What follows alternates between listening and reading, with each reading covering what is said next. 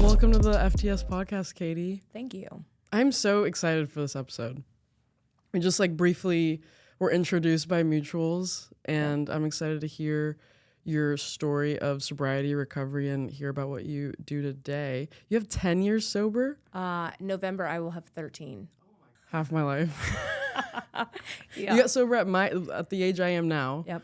At 22. We briefly talked about that. When did substances come in the picture for you? So for me, I am the child of two addicts who also came from alcoholic fathers themselves. So, drugs and substances have been a part of my life forever. And I think for a lot of people, there probably is a family history, and so today I get to be the change agent in my family. And I love it. There's times where it's very difficult, but I love it. I started really, before I ever picked up a drug, I would say that I started very early as far as using fantasy and disassociation as a coping skill. But then later on, I would say that it's led to some really poor choices, right? But the first illicit substance that I actually picked up, I would say marijuana, I would say weed, but that's real. I feel like that's where a lot of people start. It's known as the gateway drug. Yeah, but I also have a very strange kind of story. So not only did I have addicts for parents, but I was born with a 3rd-degree congenital heart block, which is a complete heart block. So my heart doesn't send complete signals to different parts of the heart in order to sustain life. So I had my first heart surgery in infancy. And so I remember being probably 13 or 14 after having whatever surgery, and they prescribed me Dilaudid at 13 or 14 years old. And I remember purposely taking that medicine just so that I could feel different.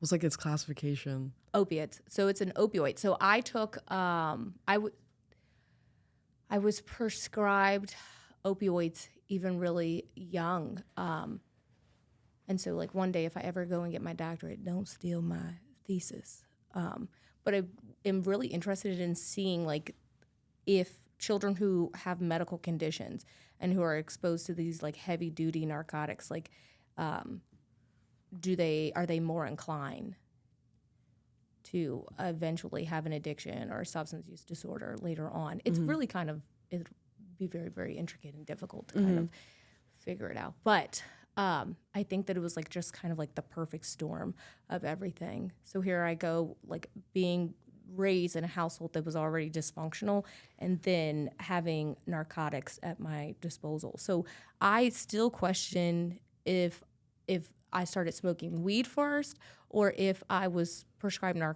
narcotics first, and that's the first substance that took me outside of myself. I am much older now, so some things are a little hazy. But but I feel like no matter what, I started at 14. I knew that I was deliberately smoking weed to help me cope with my own feelings. And later on, it progressed, continued on until I was 22 years old. Yeah. First off, what was it like growing up with two parents who struggled with alcoholism and addiction? Very chaotic. It also too is a very strange kind of space to be in because my parents raised us in a really nice area, and we were not financially stable whatsoever. There was a lot of chaos, a lot of just trauma and abuse and difficulty in that regard. But it's interesting for me, my parents hugged us. You know, they told us, I love you, that they were proud of us, you know, that kind of sense. But on the other hand, you know, there's dysfunction. So I like to believe that I just internalized the things that I experienced in childhood in a different way than my sisters. Because I have 2 older sisters, and they're not addicts, they're not alcoholics. They probably have their own emotional scars and difficulties, but they have never gone down the same path that I did. And so for me, I think where I'm at in this space in life is like accepting, like a different layer of acceptance, and like just I can't even describe like the sense of peace that I have now. But I started at 14, and then later on at 22, like I had just run myself ragged. Yeah. You know, and a lot of times I've heard the term of like overnighter. You know, I have one clean date. I didn't go to treatment. I have never lived in a recovery house. Rehabs or, you know, relapse is not a part of my story. And that's not to say that like I've done, you know, anything special or that I'm different or anything that. It was just more so the fact that everybody doesn't have access to the same resources, you know, and I knew what the answer was. It's funny and ironic. Like I was going to school after I graduated high school. I was going to school for addictions counseling, and I met a guy. It seems like it's always, you know, one in our stories. But I had met a guy, and he was 10 years older. Yeah. So here I am at 18 years old. This guy is 28, and he introduced me to way more, right? Like I had seen some dysfunction, and I could understand that there was, you know, a lot of like craziness going on in the world, but he exposed me to like far more than what I had ever engaged in. And he was like heavy into drugs, had gone to prison before and all of that. And he just so happened to like meet me at that community college, and you know, slowly but surely like started introducing me to like different drugs, different behaviors, you know, and it was very toxic and abusive, and for sure, you know, on both sides. But like up to 18, what did your addiction look like? From like 14 to 18? Very manageable. Yeah. And so for me, my parents didn't like make a big deal about me smoking weed because I was very much so like a productive student, like super successful. You had goals and aspirations. Absolutely. So school was always my outlet. Mm-hmm. I knew from a very young age that in order to break the cycle of like poverty, that education was my ticket out. And it was also to like my safe space. Mm-hmm. My life was really chaotic at home, and when I came to school, like no one knew that. And on top of it, it didn't matter, right? If I knew the right answer, I knew the right answer. If I wanted to play whatever sport or whatever club or anything like that, great, super supported. You know, found acceptance in a lot of areas, you know, regarding school. And so I did very well. I was always on honor roll. I did like varsity cheerleading. I was in like a lot of clubs growing up, you know, blood drive and, you know, culture awareness in that kind of sense. So I did whatever I could to kind of like stay away from home. Yeah. And so my parents didn't make too much of, you know, like too much of a problem for me regarding smoking weed. And it was only like smoking weed at this time? At early, like I would say 9th, 10th, 11th grade, yes. I think for them, the biggest concern that they had for me at that time was like my patterns of like self-harm. Oh. So I had started engaging in like self-harm probably around like 12 years old. And for me, it wasn't for suicidal ideation. It was the fact that I didn't have any type of emotional outlet until I got to like high school and I could do, you know, different clubs and all of that kind of stuff. But I do think like the disease works in various ways. And for me, like I thought that if I just joined this or hung out with this person or did that or whatever, that like my emotions would, you know, dissipate or decrease.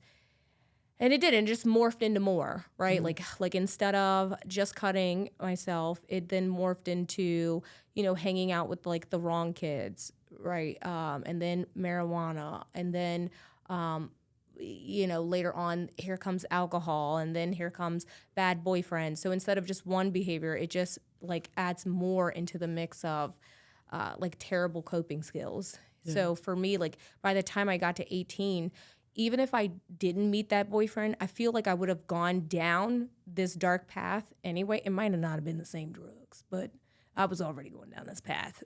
So like, I just feel like he helped propel it so much faster. And so like, I just feel like most people on a long enough timeline, if you continue to engage in like problematic behaviors, you know, it all catches up with you. And for me, you know, with this boyfriend, we were like into a lot of crime and doing a lot of like nefarious things. And so eventually here I go getting arrested. I don't even remember how many times I got arrested. You know, but there was like a period in my life where like for like a year straight, I feel like I was like going to court or in jail and all of that for like a year straight. Yeah. And so that's a huge factor into why I got clean so young as well. That's what led me to getting sober as well. It's like, it was just so, I got 3 DUIs at the time. Yeah, my lawyers, too. Really? 3 DUIs? Yeah. And a whole bunch of violations and probations and a lot of like driving while suspended and, you know, that kind of sense. When did like the self-harm kind of stop? Was it when the substances became more prevalent in your life? I would say that like, I think I continued to self-harm up until like I entered recovery. Really? I feel like maybe other people can relate to. Like for me, it was my own secret thing, right? Like, and I feel like a lot of people and children kind of engage in behaviors where it gives them a sense of control.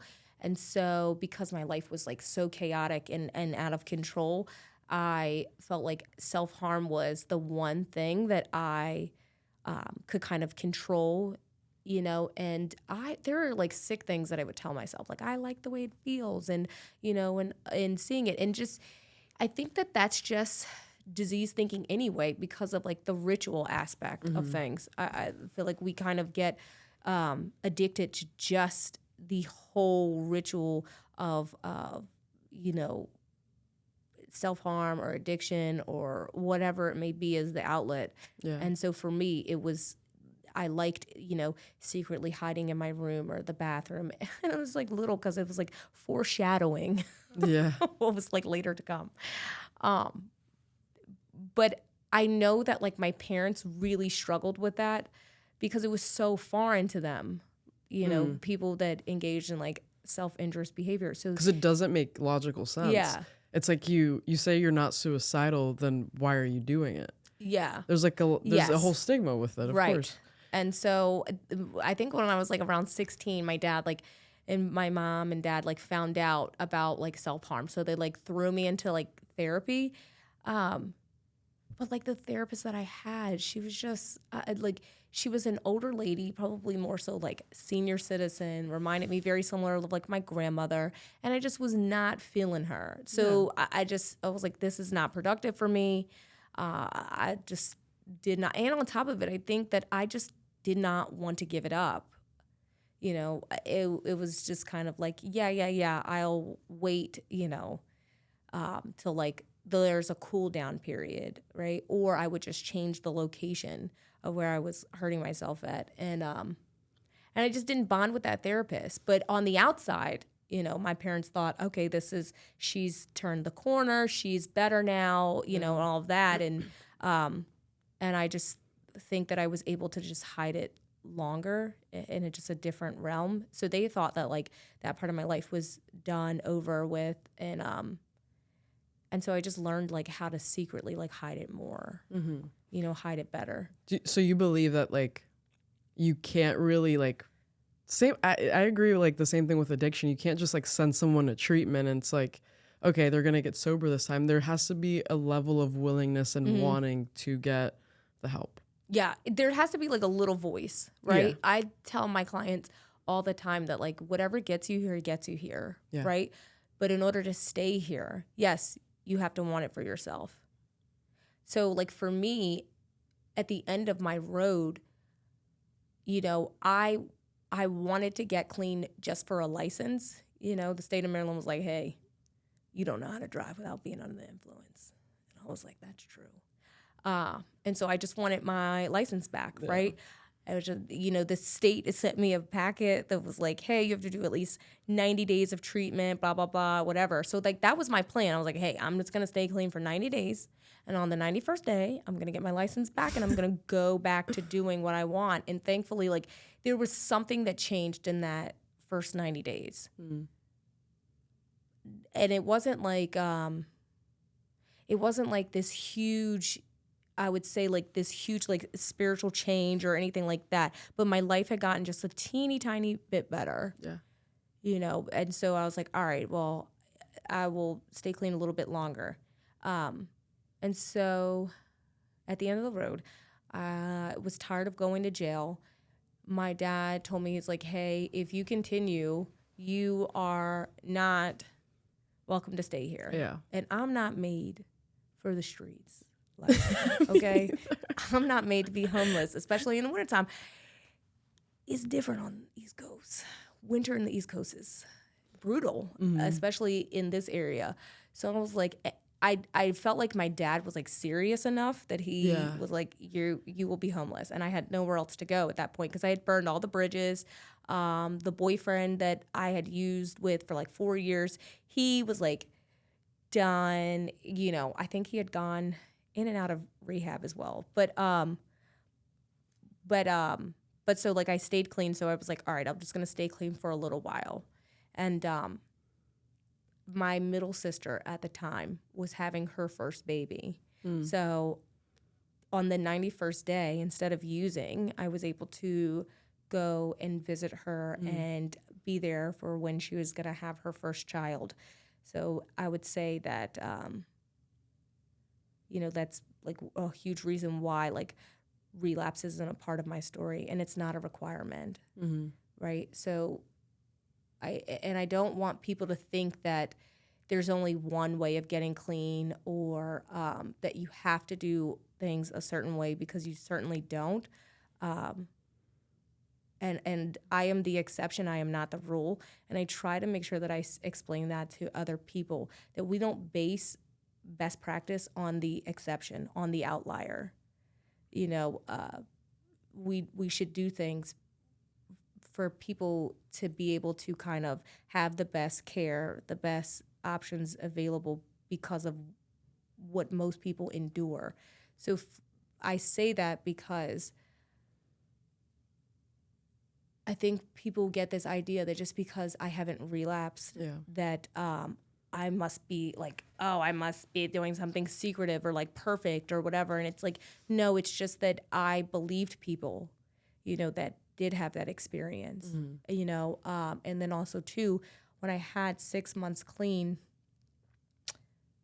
that boyfriend decided to go back out and he used and he died of an overdose. And I just remember like being so devastated because everybody doesn't get another chance, So at this time I had like 6 months clean. I had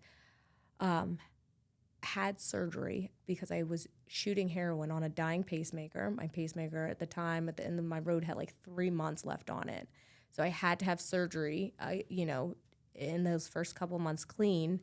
Then my niece was born, and then a few months later, here comes this boyfriend, deciding to like use one more time, and he ended up dying. And that like rocked my world because he was the first person that I knew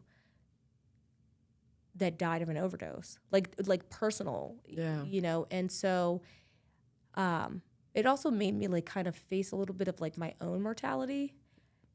I knew that if we were together, it would have been both of us. Yeah. And instead, you know, it wasn't. And unfortunately, in like the last almost 13 years, I've lost a lot of people, you know, whether it was to addiction or mental health or just medical problems, whatever it may be. And it still impacts me today. I don't agree with the whole idea of feeling numb or destigmatized to it and all of that. To me, that's like a sign of burnout. And no, it makes me sad every single time, because there's a finality to it.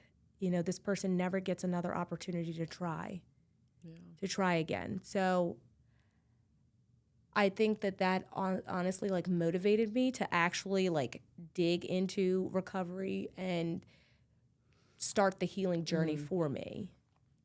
So I got really like heavily involved into 12-step fellowships and like therapy, grief therapy, and all of that. And so, you know, around this time is when I found out that I was diagnosed with like generalized anxiety disorder. And I never knew that. That you experienced anxiety. That a lot of times in my life that I was really kind of dealing with anxiety, and just using all of these like outlets to kind of cope with my own anxiety until I got with a therapist that like I actually like meshed with and really liked. Mm-hmm. I really relate with your story in that way, because I lost somebody very close to me, I think around 5 months sober, and it was the first death that was, very personal to me. And then coping with that in sobriety was crazy, and as well as like relapse not being a part of my story. And then, seeing all these people around me either passing away or relapsing and trying again. And it's beautiful that they have the opportunity to try again. And I also very much relate with like, no way I'm being diagnosed with depression, anxiety, and being prescribed Lexapro. It's like, it kind of makes sense looking back at my life in hindsight, like growing up, because I never really understood why I wanted to use substances, like why I was taking Xanax every day and why I wanted to black out every day and why I always felt the need to drink and smoke weed, at least something like weed, bare minimum, please. I was heartbroken when weed started giving me anxiety. It's like, I will just never forget like smoking weed and being way more anxious and like paranoid. I was like, what is going on? I know, that's why I was like, wait, I need the Xanax to smoke this weed. It made so much sense looking back at my life in sobriety. Like in the moment, like I didn't know why I was doing the things I was doing or that I was experiencing anxiety, but it's like, no, Laisha, in school, at this point in your life, that was anxiety and you just never knew. Because like nobody was talking about it. Nobody was like, yeah, Laisha, this is what it is. I didn't have the experience of therapy until I went to treatment. So, but I'm kind of having a hard time seeing where your head was at through the span of your addiction. I will tell you that it's funny that I used all types of substances or like outlets and all of that kind of to cope with my emotions and like my own thoughts. But I will tell you, it never fit who I truly was. Like there were times that I would, like if you had whatever I wanted, yeah, cool, I'll like hang out with you to get whatever I wanted. But it did not fit me because I'm like, I don't really know why I'm doing this. I don't know why I'm here with this person or doing whatever and all that. Like because it didn't truly fit. And I think it's because I wasn't truly into whatever it was. I just wanted to like decrease the racing thoughts in my head. Yeah. You know, that feeling that this is in the pit of your stomach type of feeling and all of that. So it's like, if I have to spend time with this person in order to get that, okay. Or if we need to go on this dummy mission to get whatever, all right. Like, you know, whatever in order to feel like accepted and decrease the racing thoughts. But that's a really great question because sometimes I wonder where my own head is at. But I mean, it's hard. Like for me, it's hard because I was blacked out for a majority of my addiction. But it's hard to pinpoint. But I also relate with doing things I just like what the fuck am I doing? Yeah. Like looking back, I'm like, that is not me at all. I identify as a lesbian today, and the things I was doing in my addiction, like, are things a lesbian wouldn't do, Right. just for like a gain of like, oh my God, he's gonna give me an extra pill today. You know what I mean? Mm-hmm. Or like make my drugs a little cheaper. And then feeling gross about it. Yeah. But yeah, I'm gonna just black out and whatever. Yeah, I hear you on all of it. And there are still times, like even being this far into recovery now, where I still have moments where I'm like, I cringe. Like, ugh. You know, because sometimes you have like memories, bits and pieces will come back every so often. And it's like, ugh, yikes. Yeah. And then there are times too, so for me today is like really easy to be grateful. And I just am filled with a lot of gratitude of being able to evolve, to be able to be the person that I am today. And it's all because of the gift of recovery. So I did not do this thing like really gracefully. You know, I remember when I finally got clean, like saying to myself, like, I was just in a phase. You know, it was just a phase. And shooting heroin is not a phase. There's no shoot heroin You don't phase. think? No, and neither is like drinking every day. And like you said, like blacking out and like having like, you know, all of these negative consequences because of my addiction. I will tell you though, despite all of that, like all of their addiction and everything, you know, for me, hearing my dad say to me, I'm not mad at you, I'm just disappointed. That was like a knife to the heart, you know, dagger to the heart. I would rather you say you hate me than you're disappointed in me. Because even though I disappointed my parents, I disappointed myself the most. So like for me, I always knew that I had potential, right? I hated hearing that phrase too. You just have so much potential. If only you could just get out of your own way. If only you could just stop sabotaging. You just have so much potential. And it was like, all right, shut the fuck up. I know that, but you're not teaching me how to get there. Yeah. I don't know how to get there because everything that I've seen has been, you know, abuse, you know, like trauma and dysfunction and arguing and, you know, just chaos and all of this kind of stuff. So how do I get to the other side?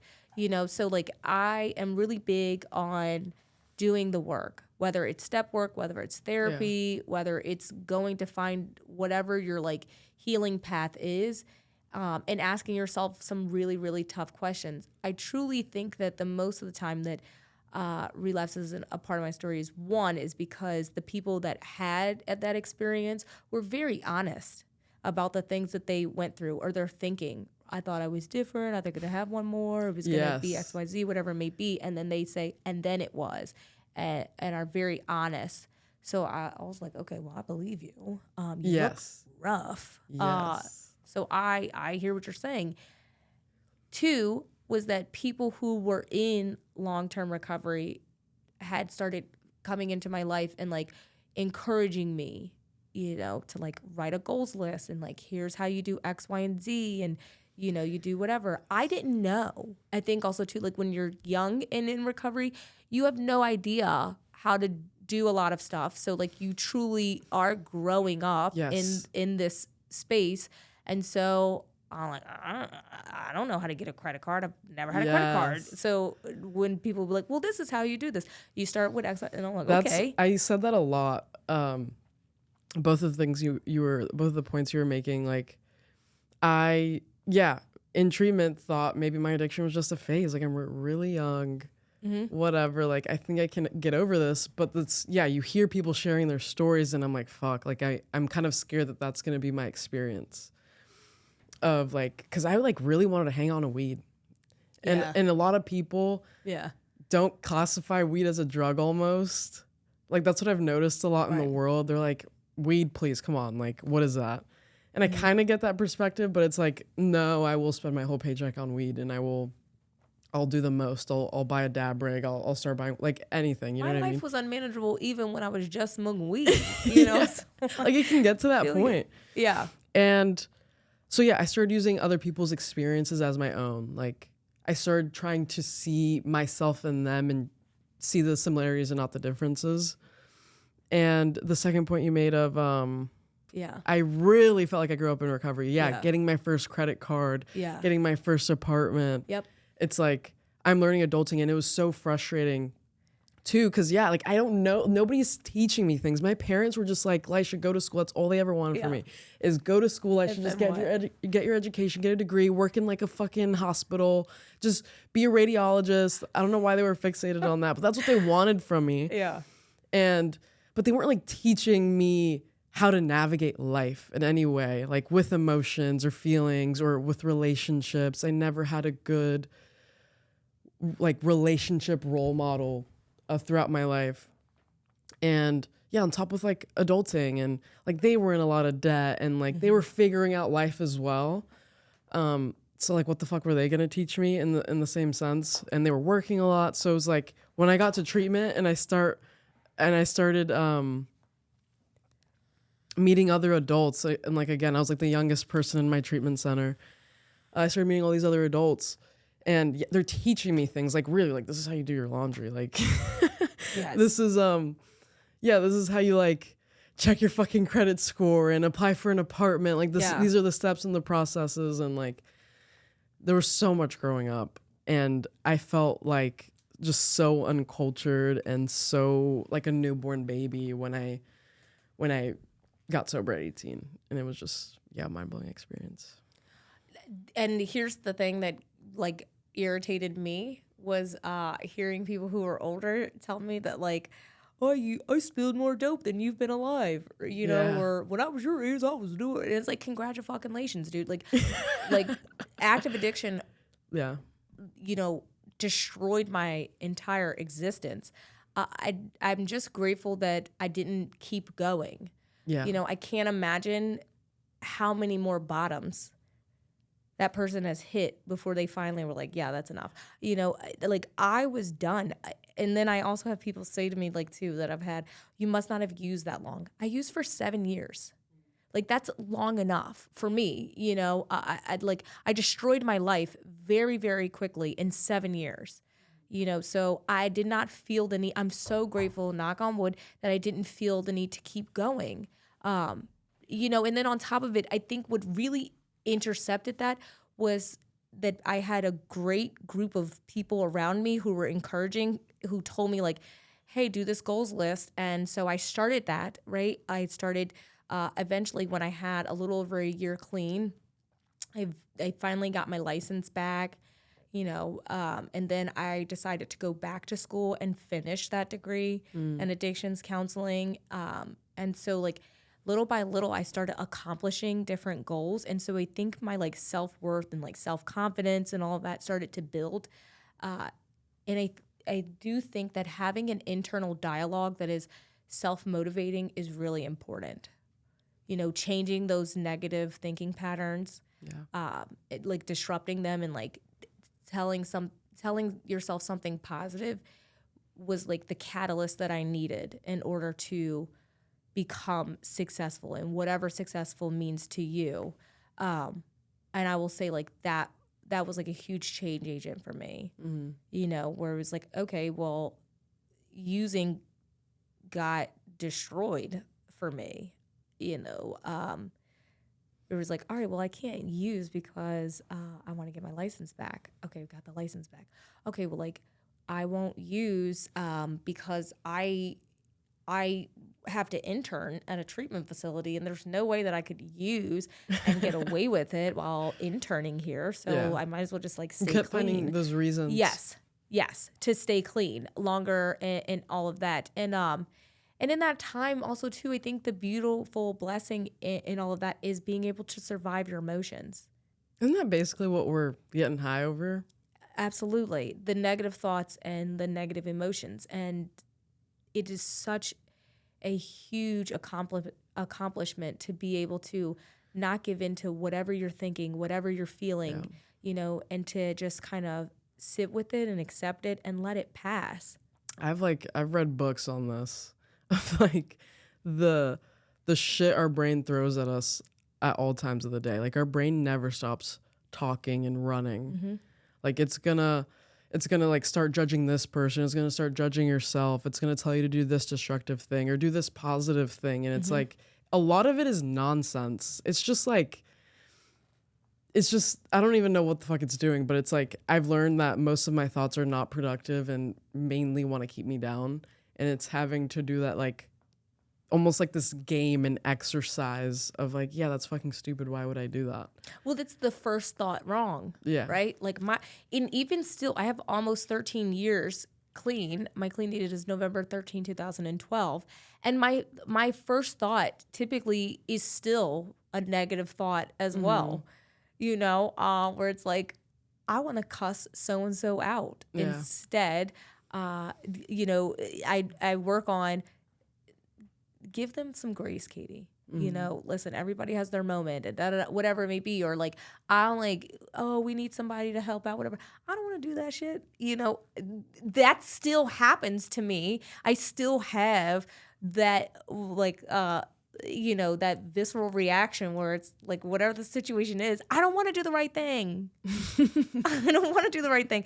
And that's the hard part, is like really interrupting those thoughts and like making a conscious effort to like change those thinking patterns into being more positive, more constructive. It's so much work. And for example, somebody who's been using for 15 years, they're attempting to get sober for their first time. Their autopilot and what they have been doing for 15 years is like discomfort, let's go get high. I almost like don't blame them or like hold it against them that like they attempt sobriety or trying to get sober and they fuck up and get high, because it's like, you've been doing that for 15 years. Your normal is your coping mechanism is using drugs and alcohol, and that's all you've known for such a fucking long time. It's going to take, again, a long time to rewire your brain in that sense. Yes. I am glad that you're mentioning that, because that's a huge part of my like therapy style.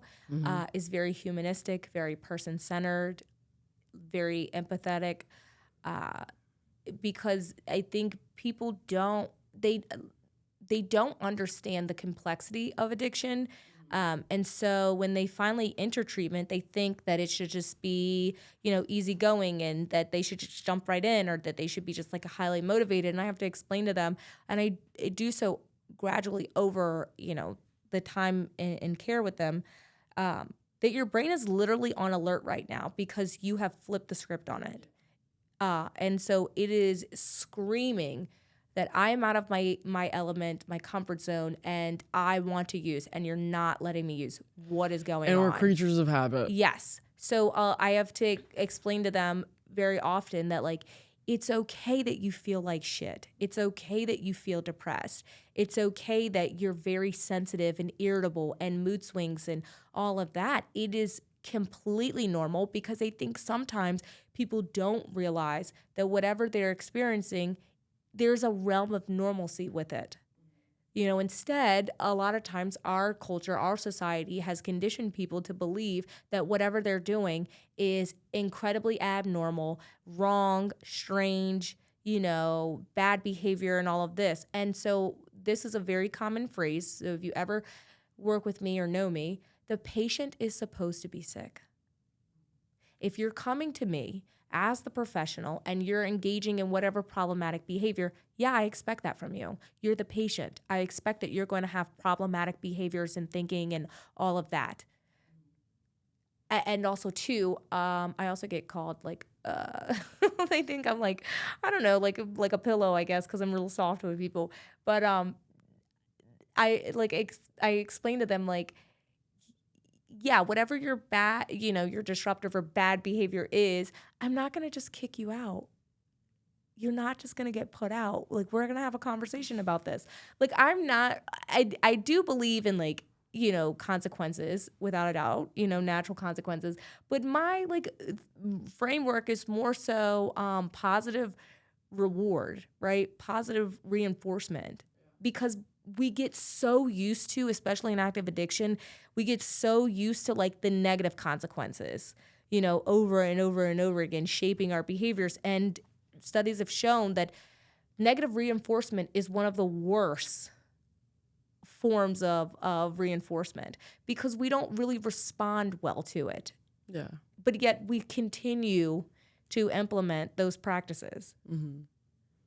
It's funny, like I have a lot of times like clients will come into my office and I have a candy dish. And so they think that I'm giving them the candy because they don't get any candy. And I'm like, yeah, that's a part of it, sure. But it's really like because I'm trying to help you have like more of a positive framework when it comes to you coming to therapy. You know, if I can help give a positive connotation to therapy and sitting in 101 and, you know, and all of that, then maybe we can go a little bit further, you know. So, and also too, when you're an addiction or coming out and getting clean and all of that, sugar is one of the substances that your brain can respond to. So I had EBT when I first got sober.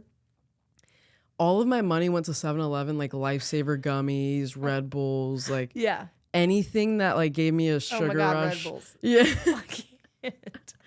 Yeah. So what made you get into addiction studies? So I have always been like more of a science girl. Yeah. I loved biology growing up. And so, and also too, I love history. I really enjoy people. And so like it was a really great blend of all of that where I could understand the brain and neurotransmitters and, you know, and people and just criminology and just all of these like subjects that I am so interested in. And so like I had already kind of started studying addictions. And so once I got my AA degree, I started working as a licensed substance abuse counselor.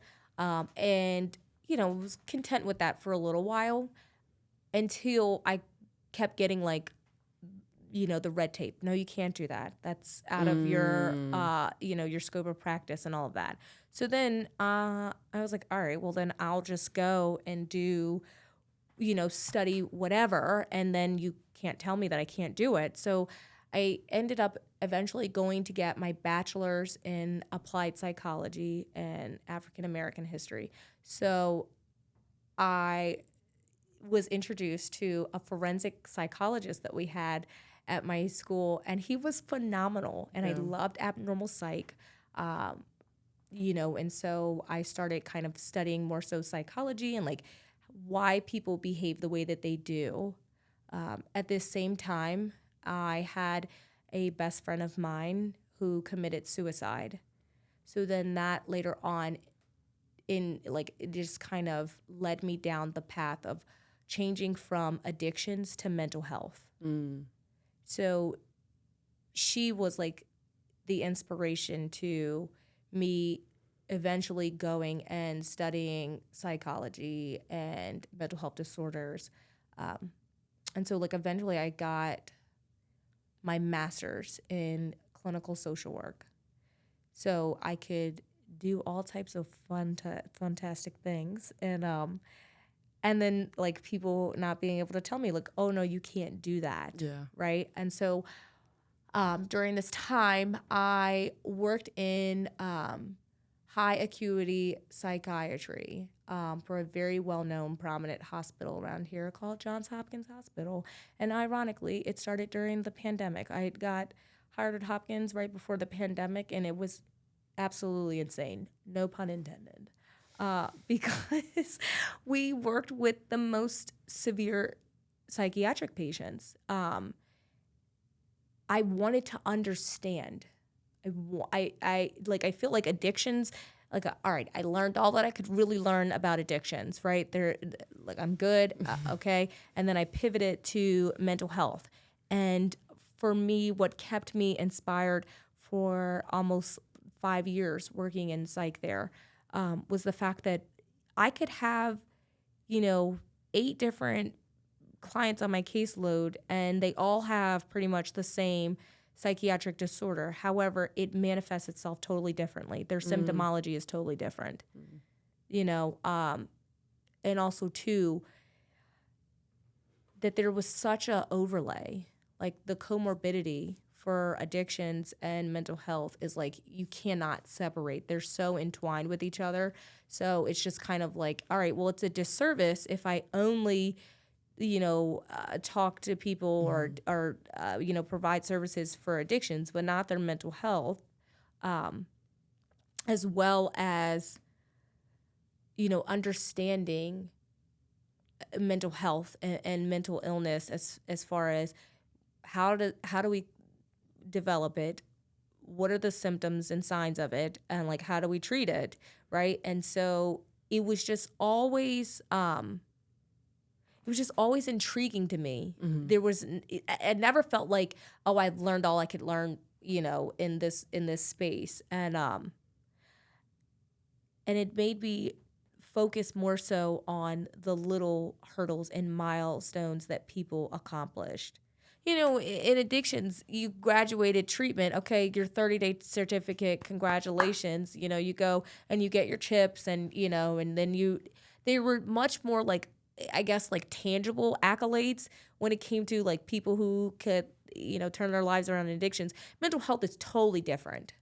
It's like, hey, you made all of your appointments this week. Great job, right? Like those little steps were more so celebrated instead of like these big accomplishments, because those big accomplishments for my severe psych patients were far and few in between. Yeah.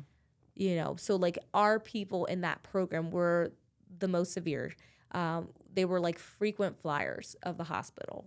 You had to have had several psych admissions.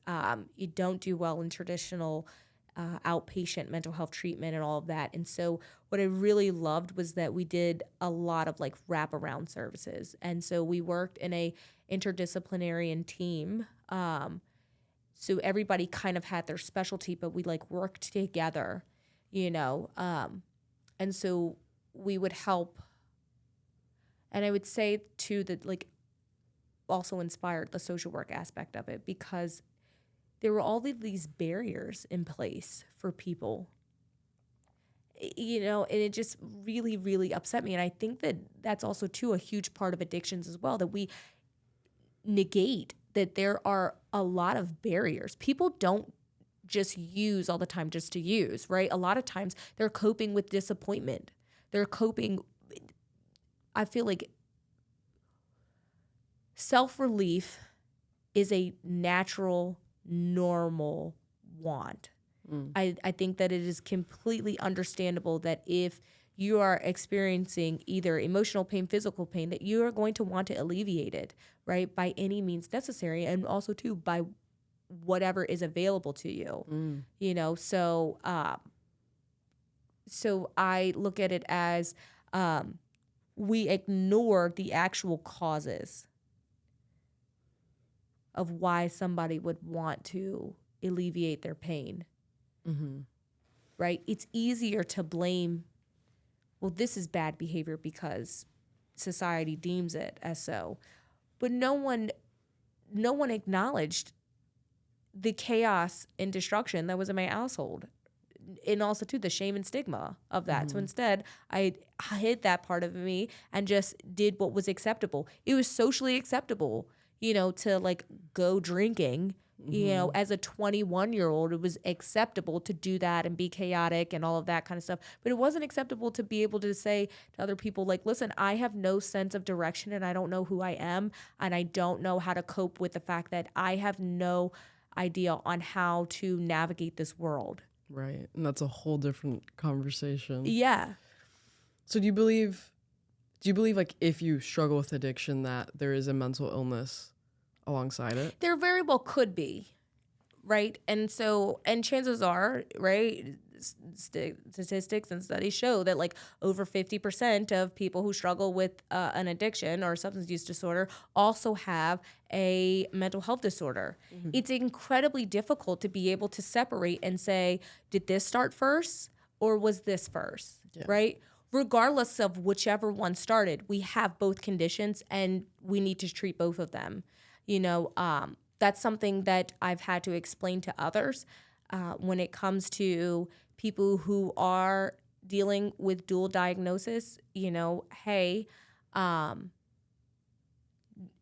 especially if it's a severe mental health condition, right? Regardless of if this person is using or not, right? This condition is going to continue to occur. So we have to, and also too, most of the time, it's easier of the two. Not saying that addiction is easy by any means, but it is easier of the two to treat the addiction component and see what the mental health component is.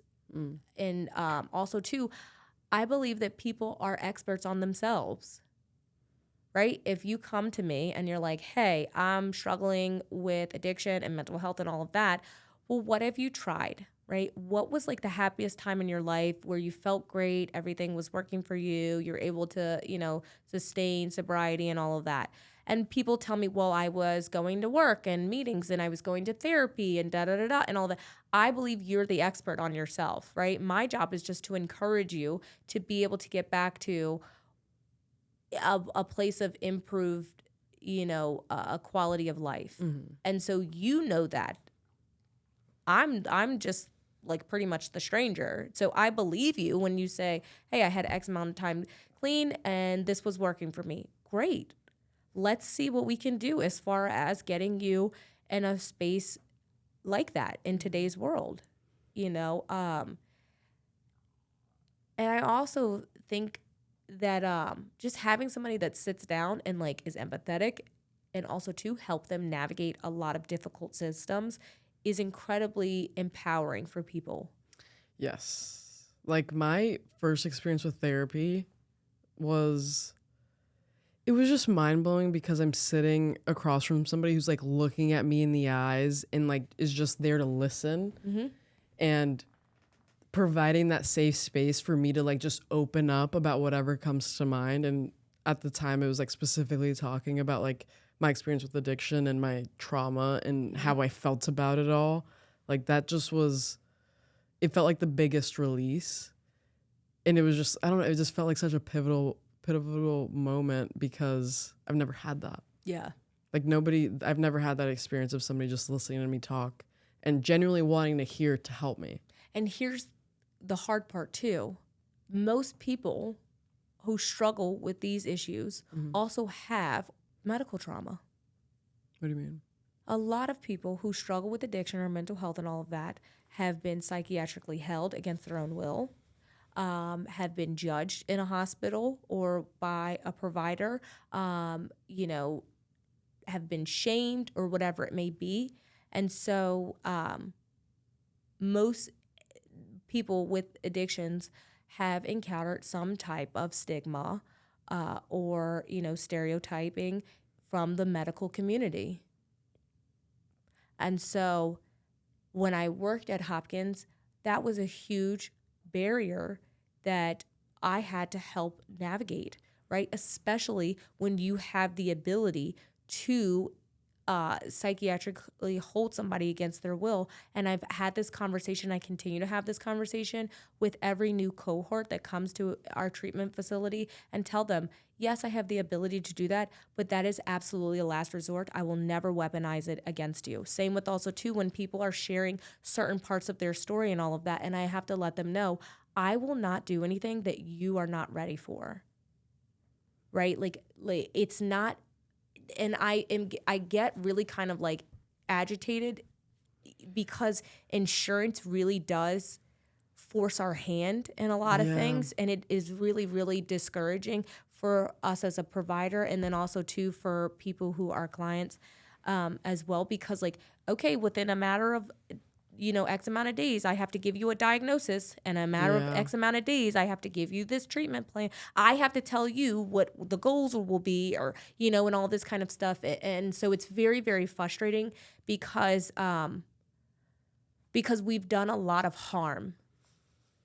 The treatment field, the medical field, whatever you want to call, we've done a lot of harm and disservice to the populations that we serve. And so I don't ever want the people that ever interact with me, that are seeking services from me, to ever get the impression that I'm up here and you're down here, right? It's a collaborative effort. We are on equal playing fields. I do not look down on you. And so we are going to do this together. We are a team. Yeah. We are a team. So what would help you the most, right? Like that's like if you're like, what kind of provider are you? That like because I get it. I understand it. I have such a really like kind of unique space or viewpoint. One is like clinician, two is like patient, you know, three is like actual provider, you know what I mean? Like this like different space, this different realm, because I have a unique experience, right? Growing up as a child that had, I want to say at least 10 surgeries by the time I was like 18 or 19. In total, I've had 2 spinal surgeries and at least 10 heart surgeries. You know, so it's like, this is something that I continue to experience and will continue to experience for the rest of my life, is like having to have surgeries every so often in order to sustain life. So I had to kind of make peace with you know, like with opioids, right? And like create like a safety plan when it comes to that, because I don't get an option, you know, if I need to take narcotics or not when my chest gets cut open and I have to get, you know, a new pacemaker and wires.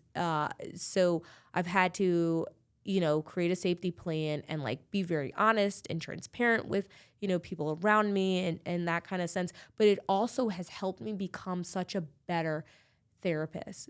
You know, like, okay, I have to deal with medical trauma as my own provider, you know, as my own experience. But also too, when I have people sit across from me and they tell me like the doctor didn't do X, Y, and Z for me, I believe you because I've also seen and experienced it. So like when people come and tell me their truths, I believe them, you know, and so I try to be the kind of provider that I would want or that I wish I had, you know, and I think that the treatment field does a huge disservice to clients, even still to this day. You know, everything is, well, what can we document? What can we prove? Bill this and do that or whatever. And it's like, it's such a, like, it feels like such a for-profit business. Yes. And I wish it was just like people just like were there with the intentions of really helping another person. Same with the insurance companies. It's like the way most of us afford treatment or get to treatment is through insurance. Yeah. But now our whole treatment experience has to be like made in a certain way because of the insurance company or whatever it is. Yes. It kind of like taints it all, the whole experience. Yeah. I now have, and I get it, like helping people is my passion. And I totally understand. We have to have some type of financial aspect, right, in order to get paid and all that kind of stuff. I totally get it. But I don't want it to be where, oh, I need to get your information and all this kind of stuff because I have to be able to bill by this date or whatever. And you don't feel good and like you're illing it out in your bed and you're just like trying to just hold on, right? Like you trying to do and just make it through the night and everything. And so it's a very delicate balance. It's a very, very delicate balance and like dance and all of that where I have to push just enough in order to kind of get a snapshot of the person. And also too, validating that person's experience. I know you don't feel good and I'm really, really sorry that I'm coming to bug you. And I will try to make this as quickly as possible, you know, and I will just put whatever you're comfortable with sharing with me. And so a lot of times people are not used to that. They're not used to having, you know, somebody come in and hearing them out fully. I also hate that feeling rushed as far as, okay, well, what can we get done in 30 minutes or whatever? And it's like, I don't want my therapy session to be just like timed where it's like, okay, like let's see what we can get to in just 30 minutes and all of that. Because the reason why I was so interested in this field is that people are such a variable.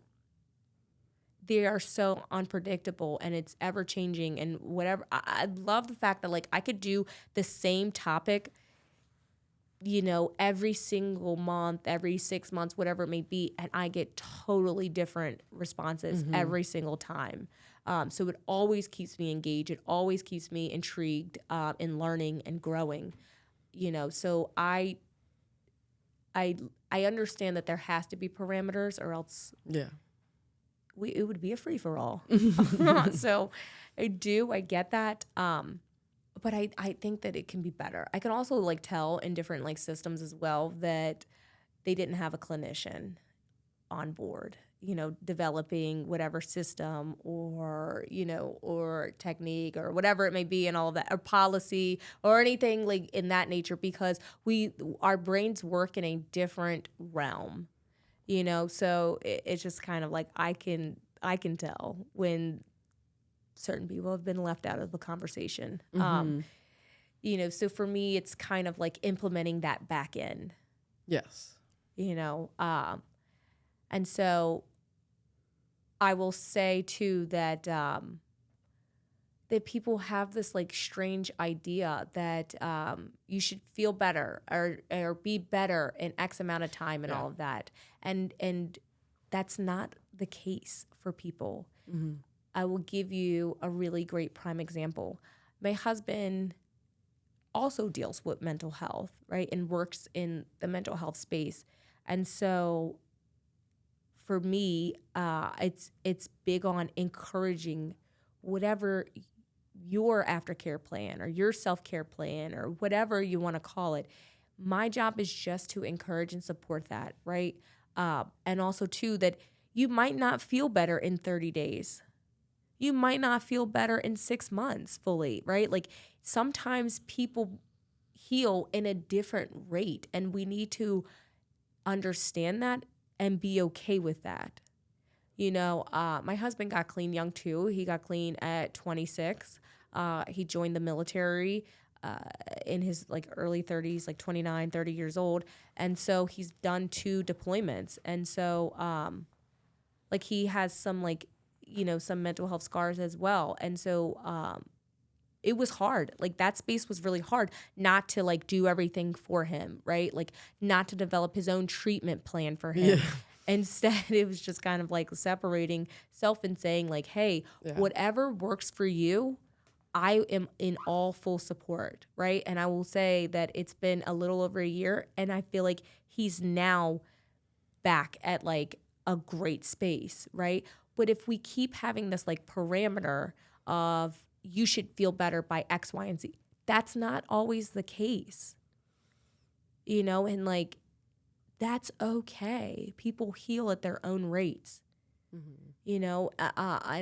And if I put this like expectation on when I think it should be, I think it would do far more harm than good. No, seriously. And that's not what I want to be today, right? When I had a few months clean, or even like the first few years of recovery, I thought that I would want, you know, all of this, right? Like all the material and all the responsibility and just, you know, just the material aspect of it. And now today, going into year 12, almost 13, it's like I want to have like peace. You were mentioning earlier the whole like snap judgment thing of it, and it's like I want to be free from that. You know, I want to have like less road rage. You know, like I want to have way more like just grounding and just kind of like calm in my life. And I will say that like because of recovery, right? Because of making that one decision and sticking to it, I get to be so much more today. You know, I get to be not only just like a mom and a wife, you know, I get to be like a really awesome mom in recovery who like is very present and dispels any type of taboo subject. Like that's not a thing in our household, right? You come over to my house, my daughter will probably sing to you the Private Parts song, you know, just like doing a really great job at like telling you about body autonomy and like no means no, and we respect people's no's. You know, we're just kind of being the kind of parent that's present and taking my children farther than I ever could have gone. You know, and we do a lot of traveling. You know, I didn't get clean and turn my life around to not experience life. So yeah, you come to my house, my kids might be eating crab cakes. You know what I mean? And filet mignon and whatever. Because I want them to enjoy life, right? Like life is so much more than just using. And you know, if I can live my life in the extreme where I was doing like a lot of like terrible things, right? Then I should be able to live it in the far extreme of doing a lot of wonderful things. Yeah. You know, I wonder, this came to mind. I've like thought about this question with like multiple people who have kids and when they're in recovery. As they grow up, would you tell them about your past? Absolutely. And I did that with my nieces. So my oldest sister had a daughter, and she had her when I think I was around age 16. So for half my life, I've been an aunt, right? And so there were parts of my like active addiction that my niece kind of like saw, or was kind of subjected to. And then my middle sister had her daughter, and I was already clean. So we have now. You guys have a big family. We have now 5 children who were born during my recovery. You know, so like I'm really, really big on that, of being very honest. Like we do not keep secrets in our family. I made sure, like I got tired of one day, like I think I had like 2 or 3 years, and I was tired of like engaging in this like whole sweep things under the rug, you know, not acknowledge the elephant in the room, the tension in the room and all of that. And it's like, that doesn't feel good to my soul anymore. So I'm very big and transparent on being honest with the children in our family, because I don't want them to grow up thinking that there should be a shame of anything in their family history. So yes, all of the children who are, you know, older than 3 know that Aunt Catie is in recovery, you know, and what that looks like, right? And it's in an age-appropriate terminology, right? Like they don't need to go to tell their teacher at school, Aunt Catie shot heroin, you know, like they don't need to like know that, but they know that I don't use any substances. Right now, mainly like in their mind, like alcohol, right? Like they understand with like beer and wine and all that kind of stuff is they know that Aunt Catie doesn't do that, right? And when they get older, absolutely. I am one of those people that believe that the information should come from that person, right? I also don't believe in ruining whoever the family member is or their image, that child's image of that person. That if they believe whoever is their hero, it is not my job, nor is it okay for me to dispel and destroy that child's image of that person. Helps with like them learning not to gossip and talk about people behind their backs. That's good. Yeah. The way of like the process of raising kids is so interesting to me, because it feels so sensitive and almost scary, because it kind of does feel like there's a lot of weight on it. Yes. Of like, oh my God, this could teach them this later on, and it's scary. My hope is that I raise my children so that they don't have to heal from their childhood. That's what we spend our adulthood doing, is just recovering from like 0 to 18. A lot of it, yeah. For most people, yes. Yeah. You know, and that's not to say that like I'm the perfect parent, right? Like I just think also too, it's really funny that I got the girl who is the wild card. Like my nieces, not that they didn't have like their moments, right? But nowhere close to my daughter. I just think it's really ironic that God was like, I got something for you. So if you're ever out there and you are thinking, I can't stand Catie, you don't have to wish for my downfall, because my daughter humbles the shit out of me every single day. I am getting my karma. But I will tell you too that like I have 2 kids and I'm really, really in love with them. They're just so amazing. And they symbolize, yes, an immense amount of love between my husband and I and everything. But they represent such different places in my life. You know, my daughter, she's my like miracle child. So because of being young with a pacemaker and all of that, there was a lot of questions that were kind of unanswered. You know,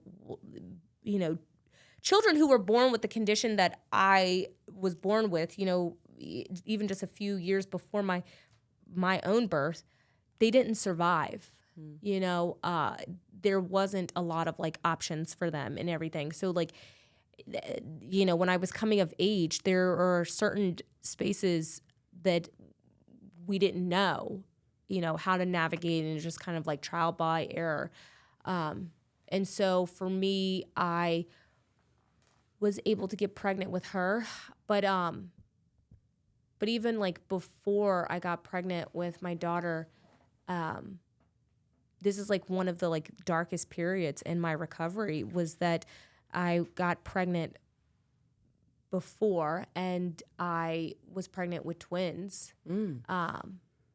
I got pregnant with identical twins, and they were monochorionic diambionic twins. And so they had a shared placenta, and so eventually developed twin-to-twin transfusion syndrome.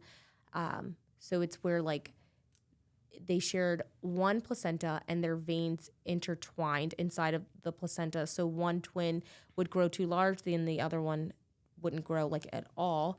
And so it wasn't a viable pregnancy. And I will never forget having a very severe miscarriage. And so I wasn't prepared for it at all. You know, and so I almost lost my life due to losing so much blood, right? And my miscarriage happened on January 6, 2021, on the day that they were storming the goddamn Capitol. You know what I mean? And it's wild that, like, that was the news, but here I was on my couch, like, you know, bleeding. And so,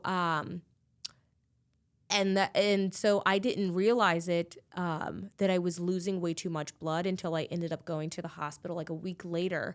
And so they were like, you might need to have emergency surgery. And I was like so incredibly angry at this time because here it was, you know, where all of these ideas, all of these things that people tell you to do, like be in a stable relationship and have financial stability and home, and does the other. And like, here it was that like my husband and I, you know, we had turned our lives around and had several years clean, and like had bought a home, and, you know, we're educated and had great insurance and all of this stuff. And like, you know, and I felt like this is what I wanted. Like we waited until we were in our 30s to like have kids and like all of this. And like God, why would you give them to me and then take them from me, right? And I remember like leaving the hospital and just like begging God, like, just give me one healthy baby. Like, please, God, give me one healthy baby. And like being so distraught and in this dark space and everything.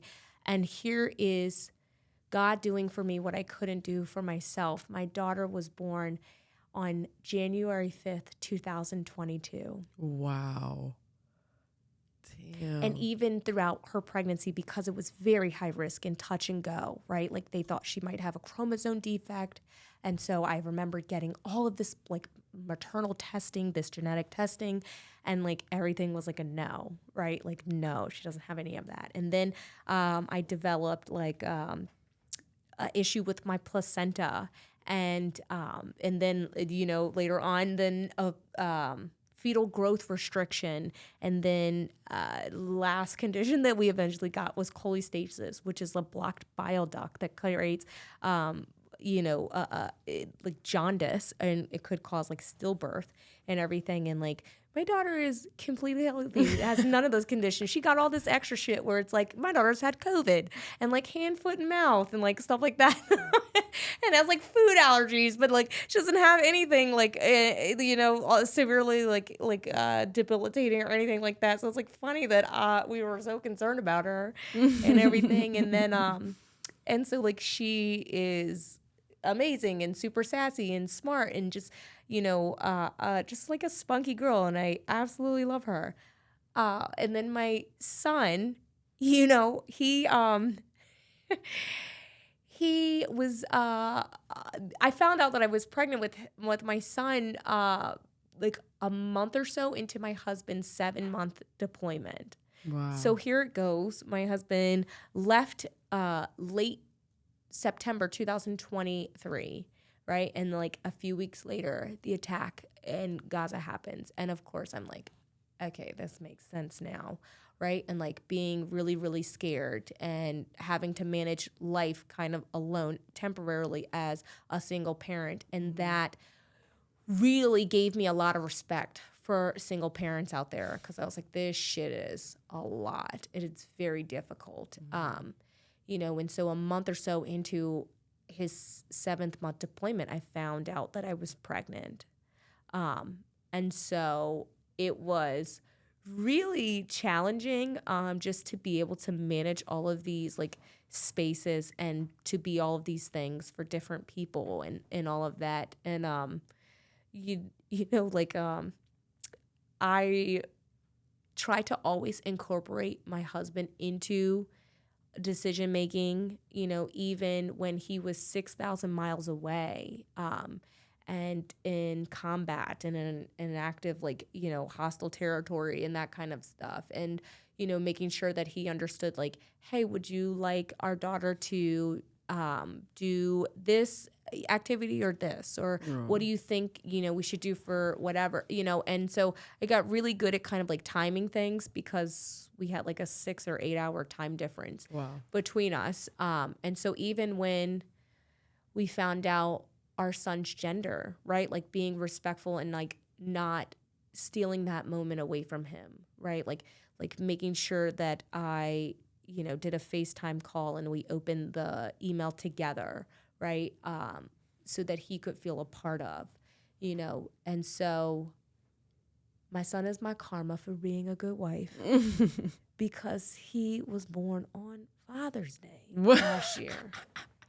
And I was like, ain't that some shit? Like, here it is. Like, I was alone for a majority of his pregnancy. And, you know, my husband got AirPods, a grill, and a son for Father's Day. You know, I was like, that's good. That's good, isn't it? Right? And so, like, our lives are so different today, you know? I think that also, too, helps on how I've been able to, like, stay clean so long, is finding something to be grateful for. Yeah. Every day. You know, when I worked at Hopkins, I had a coworker who lost his daughter to brain cancer, and it was so incredibly difficult to watch this 8-year-old girl turn into a 10-year-old little girl that would eventually pass right after her 10th birthday from all just so happened this random brain tumor, you know? And so that is really like also too shaped my motherhood experience and like my parenting style, because it's not promised. You know, I'm rich beyond measure to be able to have 2 healthy children. God kept his promise, right? I didn't get those 2 babies in the same pregnancy at the time that I thought, right? But I did eventually have 2 healthy kids. And so when I witnessed my coworker lose his oldest daughter, it made me say, you know what? Like, I'm not going to wait until they're older, right? Like, I hear that a lot of times where people are like, oh, well, they could do it when they're older, whatever. And it's like, that's not a guarantee. And so it's like, nope, if we want to do stuff, we do stuff, right? If I want you to go and just have whatever experience, I don't wish time away. Instead, I'm very much so like, no, we're going to enjoy it in the moment. So sorry if you're also at the restaurant with me and my kids are acting up. I will try my best to mitigate that. But I'm also not going to like stop doing it because it's not a guarantee. No, that's huge. And that's beautiful, because we, even as adults, we have this mindset of like, there's time for that and we can do that later. But we forget to live in the moment because we're always like hoping or wishing for something in the future, or either reminiscing on the past. It's like you actually have to like actively try to be really present in the moment these days. I try to be very much so like that, right? Like in this moment, right? And I think for me, I don't take medication. I don't take mental health medication. And that's not to say that it's not beneficial or, you know, a really great tool. Just for me, right? I can only speak on this behalf for me. I don't take medication for my anxiety. I try to do a lot of like grounding techniques and remaining present in the moment, right? Very mindful on in this moment.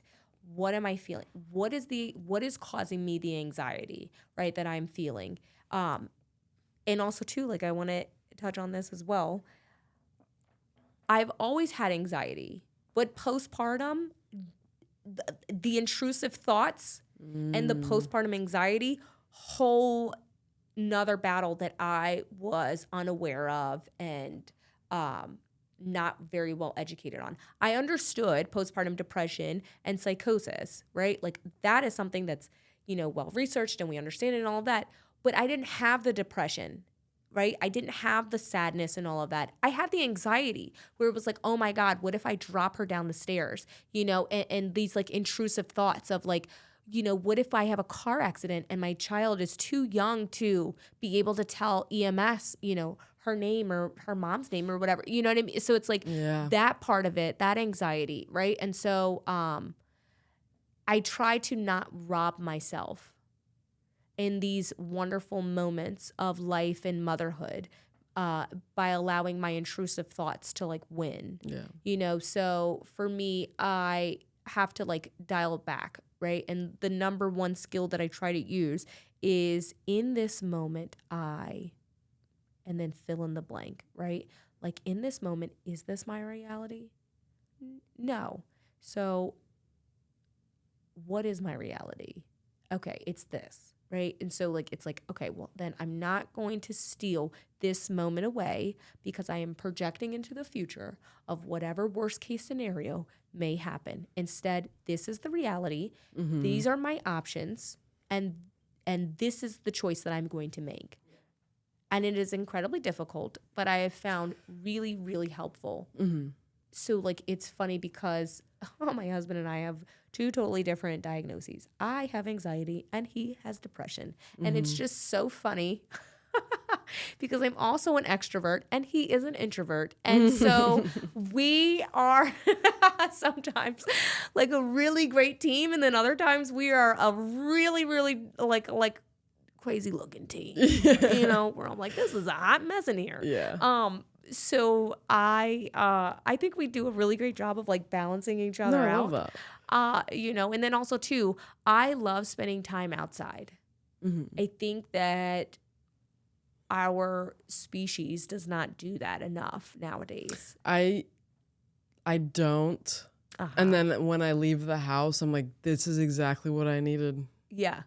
I just needed to go outside. I needed to go on a walk. And not spend money. Yeah, right? You know, like you don't have to spend money. That's a great day, isn't it? Like when you like realize like, oh my God, I didn't spend any money today. It's like, that's a win. So I read something a while ago that said the average American child spends less than 20 minutes outside a day. And I was like, oh my gosh. So I am really big on not downing any type of weather, right? So if like, and it's raining. Yeah. We can't do anything. Yes, exactly. Instead, it's like, okay, it's raining. Well, that's why we have raincoats and umbrellas, and we will go and put on our boots and go outside, right? And like, we're going to enjoy, you know, outside. Just like also too, when it snowed here, you know, in February of 2024, I was shoveling snow when I was 5 months pregnant and my daughter was outside with me, right? Like, we're not gonna like shit on the weather. Like, whatever the weather is, we are going to accept it and we're gonna spend time outside in it, right? And so I do think that if you expose yourself and your children to a variety of situations, it helps them like develop their critical thinking skills, and then also too like a deeper appreciation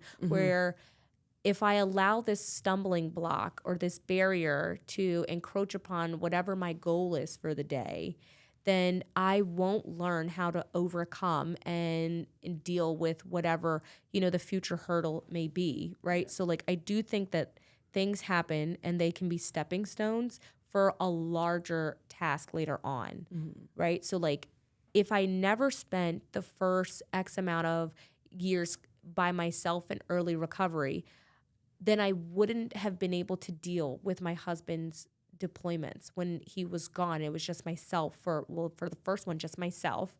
And then for the second one, myself and my daughter, right? I would have been able to like fall apart, instead, like framing it in a different way, So like the latest deployment, I looked at it as, okay, this is a great time for me to spend one-on-one with my daughter before my son gets here, right? This is like this special bonding time and all of that. But if we don't prepare for whatever, this hurdle is, it's a disservice to our future selves as well.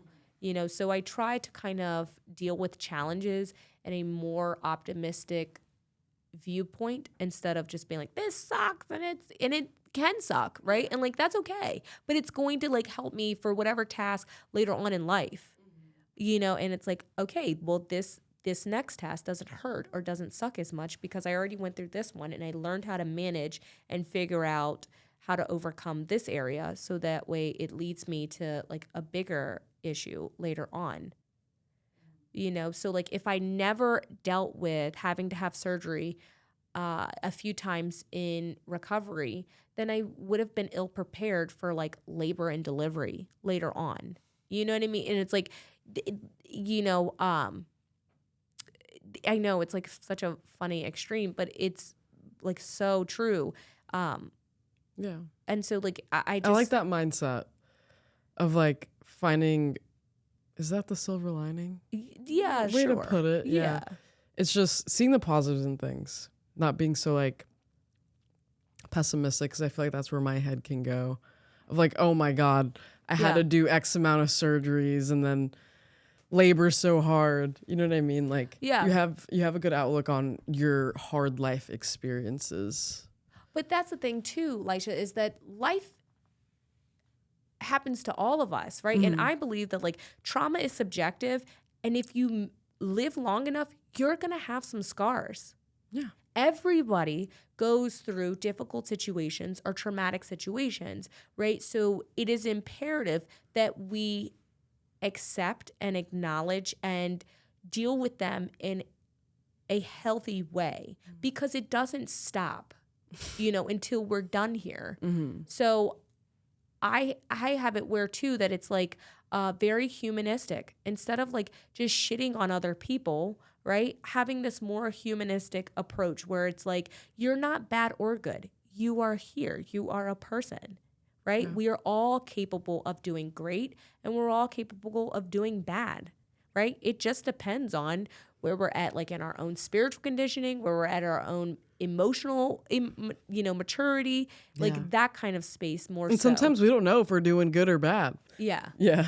Almost like the ignorance of it. Because like sometimes like I've done things in my past where I'm like, I didn't realize that was a horrible thing to do to somebody. And we learn, we listen, we learn, and we're like, yeah, I think I won't do that again. I think my value system has completely changed. Completely changed, like numerous times in this process. And that I am really grateful for, because I didn't come into recovery for that, right? Like I didn't come to like, grow and mature and all of that. I just wanted to figure out like how to use successfully and stop going to jail and getting my license back, right? Like that was my end goal. And today it's like, how can I make an impact on the world around me so that it's a better space, and also to raise good humans so that when I am no longer here, they don't explode, so like that's more so my mindset. And it's kind of very strange for me. There are times where I'm driving in my little minivan. Like that's my dream car today, is my minivan. And I am driving and I'm like, I cannot believe that I have been transformed into this married 35-year-old mom of two who is just trying to be a really like empathetic and positive individual. you know, and it's And like, can drive and I can drive absolutely today. and cope with her feelings and emotions and not pass down generational trauma. Absolutely. And like, and that I get to help other people process their emotions as well. Right? Like that's such an honor to be a part of somebody else's like healing journey. Yeah.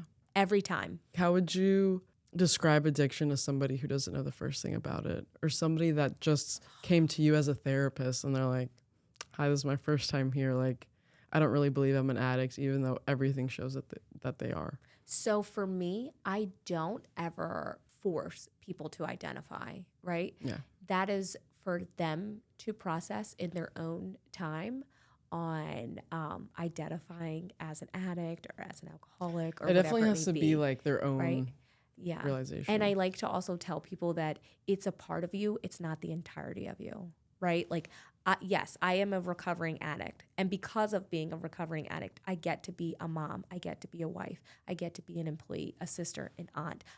Because of checking this area and being able to keep it regulated, I get to be so much more today, right? From making that decision. With that being said, I allow people their own process, right? And encouraging them to like develop their own mindset into how they identify.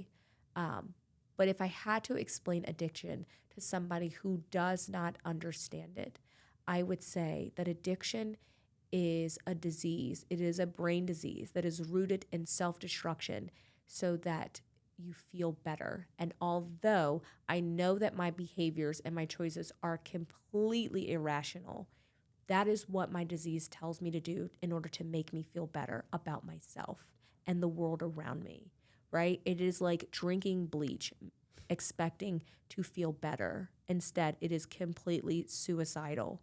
But yet my brain tells me that if I engage in those behaviors, I will feel better about it.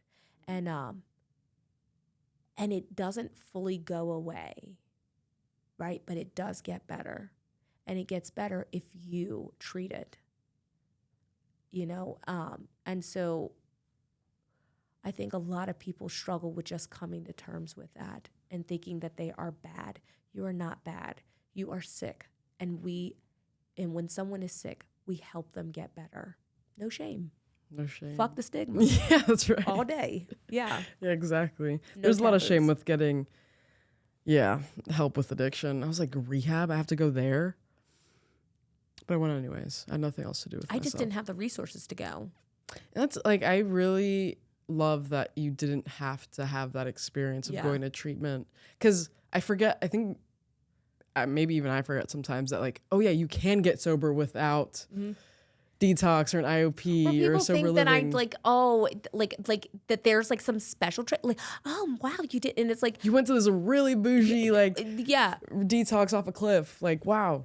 Or that they think that like I have like all the answers, and it's like, no, dude, I was like young and pigheaded and did not go. You know, like everybody doesn't have those resources. So I also have a t-shirt that says, when we recover out loud, we help people stop dying silently. Wow. So I am like really big on like transparency and all of that. If you come into the treatment center that I work at, I will probably not really answer your question as far as, are you in recovery, Miss Catie? Are you an addict or whatever? And I will somewhat dodge the question, not because I'm embarrassed, but because I want it so that the person understands that this is your time. Yeah, it's not right. about Like me. I already had my time, right? Like this is your time. And also too, I don't want people to think that they have to compare their story with mine, right? That like, oh, well, I didn't do it this way, or discredit what I say or tools that we learn or teach or anything like that because she's never did X, Y, Z. And it's like, whatever narrative you have in your mind, you're right. So instead, it's like, this is your moment to shine. How can I help you the best? It's not about me. You know, like I'm here to just help you in whatever capacity that can be. That's it. So I think when I frame it like that for clients, they are able to like swallow it and it's palpable to them. So that's my kind of like motto, I don't know, like mantra, I guess, Yeah. Is that we are wide and varied. And so our tools should be wide and varied. Our techniques should be wide and varied. And also, too, that there is no quote unquote picture of what, somebody who struggles with addiction looks like, right? Because there is no one size fits all. We both struggle with addiction. And like somebody could look on us on the street and be like, "Oh, wouldn't have guessed." Also, too, I've heard people say some really disparaging remarks, right? And it's like, whatever those people are, and it's like, who are you to pass judgment, right? Like, that's not okay either. So, so I don't know. I have a very interesting viewpoint when it just comes to destigmatizing any and all conditions. Even I've had it where I've had clients come in that struggle with addiction, and yet they want to shame people who might have herpes simplex virus 1 or 2, right? And it's like, no, I don't allow that, right? Or shame people that have maybe schizophrenia or whatever mental health diagnosis. And it's like, no, you don't get to pass that on to someone else. We don't do that in this space, right? Like if you ever want to know what will piss Miss Catie off in treatment, it's that, right? Like it's that, like we're not going to do that, right? Just because whatever the mental health or health condition is, we do not shame that condition in my space. I don't allow that, but it's such a habitual pattern that people have. It's like, because they've been oppressed, they then will turn that same oppressive behavior onto others, or like because they've been shamed, they will then shame someone else. And it's like, no, we don't do that in this space. We don't do that. We're not doing that. Because also too, you don't know what somebody has endured or might have been diagnosed with next to you. And also too, that like, you don't know how someone may have contracted whatever illness is. So you're not going to shame them, even if it was in your eyes an inappropriate behavior or something that you disagree with. You don't know why they were in that space. So the last thing that you're going to do is emotionally beat up someone else. Yeah. Well said. Well, I really appreciate you coming on the podcast today. Thanks. Did you have fun? Thanks for having me. Your first podcast? It was very nice. It was also great. You're a really good host. Thank you.